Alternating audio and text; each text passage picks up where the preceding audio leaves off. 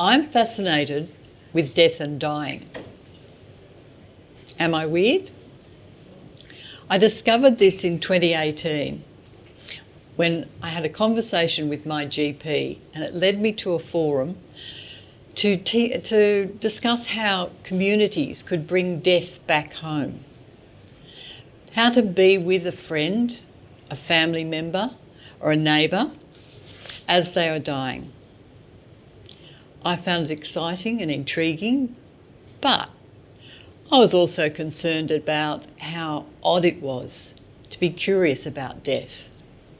After all, we don't speak openly about death and dying. I found it fascinating and enjoyable.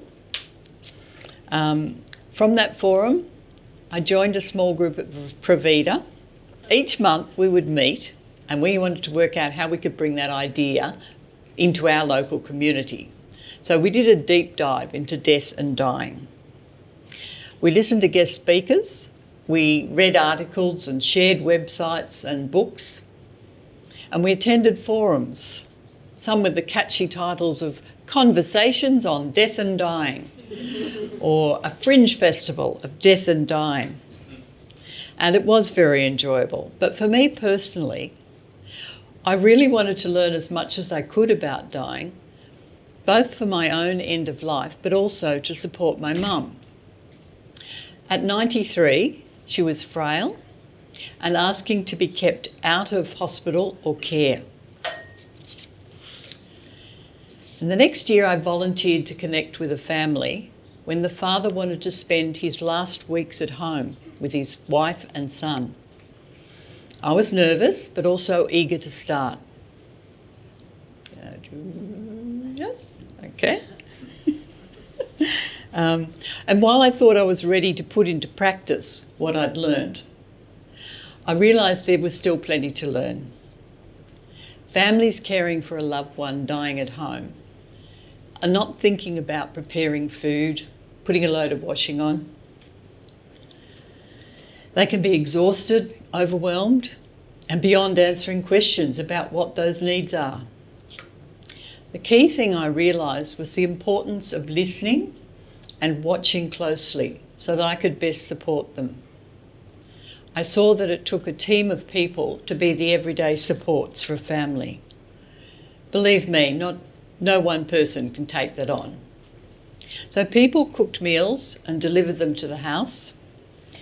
Others were able to come and get a few things done.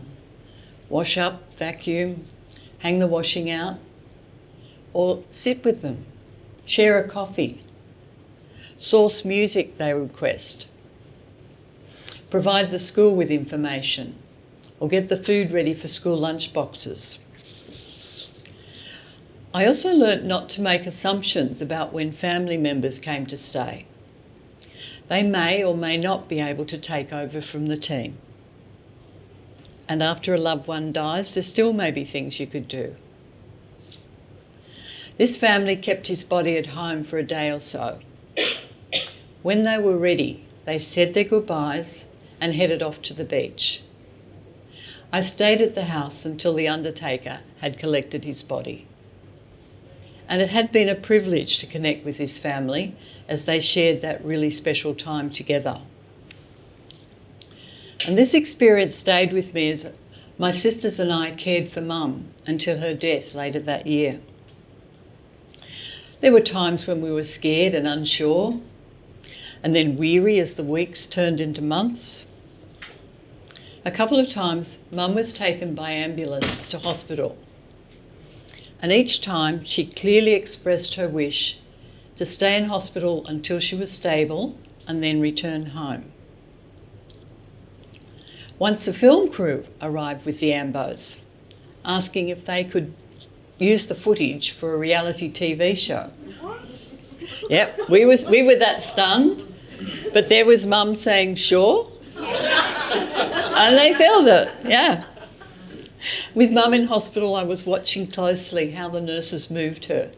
I spoke to the physios. I learnt what equipment would best support her at home. And even so, from time to time, one of us would question whether we were doing the right thing. Could we really meet Mum's needs at home? Luckily for Mum, she had 3 daughters. We could take over when one of us needed to stop and replenish. And our brother, who was a regular visitor for a cup of tea and a chat with Mum, now he arrived with bags of cooked food. I read and reread the notes I had. I chatted with the volunteer coordinator at Provida. They acted as a rudder, keeping me on course. As Mum entered the final stage, that is actively dying, I placed one of my books on the kitchen table. Now it had sticky notes all over the place marking, what will a companion see when someone dies? What happens after death?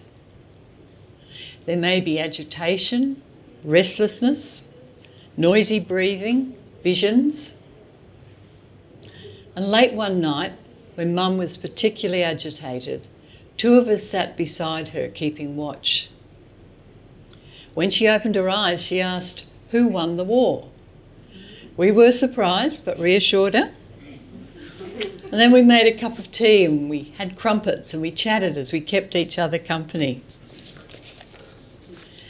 Just having some basic knowledge and understanding about what death looks like really helped. 2 of us were home when Mum died. I called my other sister and she came straight back. I remember being quiet, just letting that momentous thing settle around us and start to settle inside us. We sat with Mum, we made more tea, and we took our time. 2 of us had talked about washing and dressing Mum's body. While our other sister felt uncomfortable, she left us to it. We started quite formally, carefully washing Mum, but the mood seemed to change. We found ourselves chatting and remembering, smiling even as we chose an outfit. And at this point, my other sister entered the room and joined the conversation. She brushed Mum's hair and chose a necklace. We each came to this in our own way, doing what we could manage, but doing it together. Mum stayed at home with us until we were ready to let her go. And we were not alone. We had each other. And I've never been closer to my siblings than when we lovingly cared for Mum at the end of her life. I'm glad that I'm curious about death and dying. It has helped me connect with my siblings and other families and to give Mum that loving care. Thanks.